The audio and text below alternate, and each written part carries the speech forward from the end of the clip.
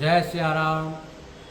આપ બધા હરિભક્તોને, ભક્તિ સ્વરૂપ માતાઓને આવનાર નવા વર્ષના બધાને જય સિયારામ. ધનતેરસની ખૂબ શુભકામનાઓ, કાળી ચૌદસની શુભકામનાઓ, દિવાળીની શુભકામનાઓ અને નવા વર્ષની બેસતું વર્ષ શુભકામનાઓ બધા હરિભક્તોને અને ભક્તિ સ્વરૂપ માતાઓને. ધનતેરસ શનિવાર બહુ સારો દિવસ છે, દાદાનો વાર છે શનિવાર અને ધનતેરસ. આ દિવસે ધનનું પૂજન 18/10/2025ના શનિવારે, આ વખતે શનિવારના દિવસે ધનતેરસ આવે છે. તો આપણા ઘરની અંદર જે કાંઈ ધન પડ્યું છે, ધનનું પૂજન શનિવારના દિવસે, જેથી કરીને આપણા ધનમાં પ્રગતિ થાય અને ધન વધે. આપણું સોનું ચાંદી જે કાંઈ આપણા ઘરની અંદર હોય એનું પૂજન કરવાનું હોય. એ દિવસે આપણા વડવાઓ અને આપણા ઋષિમુનિઓ આ દિવસે ધનનું પૂજન કરતા હતા.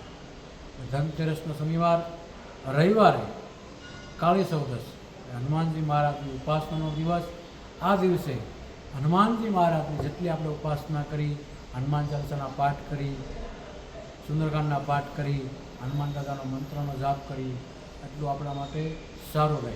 કારણ કે કાળી ચૌદસના દિવસે હનુમાનજી મહારાજને સ્મરણ કરવાથી આપણું આખું વર્ષ સારું જાય છે. આપણા જીવનમાં રોગ ન આવે, દુઃખ ન આવે, કષ્ટ ન આવે, કોઈ પીડા ન આવે આપણા જીવનમાં, કંઈ ખોટા અટવાઈ ન જાય. એટલા માટે કાળી ચૌદસના દિવસે 24 કલાક આપણે કંથરિયા ધામની અંદર મારુતિ યજ્ઞ ચાલશે.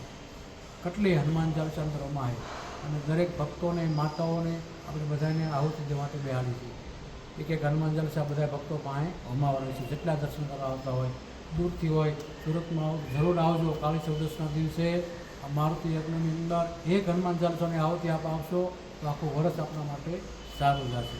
એટલે હનુમાનજી મહારાજનો ઉપાસનાનો કરવો દિવસ કાળી ચૌદસ અને રવિવારનો દિવસ છે. આ રવિવારના દિવસે હનુમાનજી મહારાજની કાળી ચૌદસના દિવસે 24 કલાક કંથરિયા ધામની અંદર મારુતિ યજ્ઞ ચાલશે.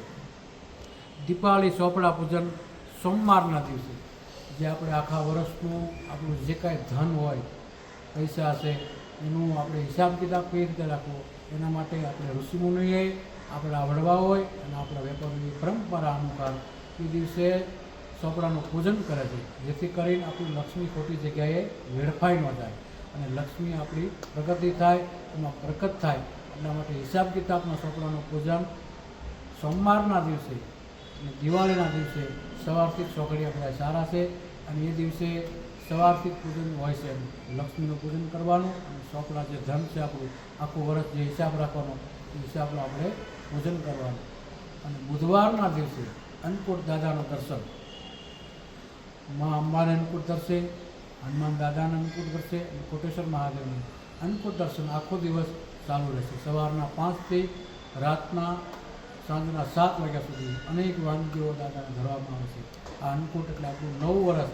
એ દિવસે દાદાને અન્નકૂટ ધરાય અને આપણે મીઠું મોઢું કરી, કારણ કે આપણી પરંપરા છે, ઋષિકુળની પરંપરા. ભગવાનને આપણે કોઈ મિષ્ટાન ધરાવી અને પછી મીઠું મોઢું બધાને કરાવવાનું.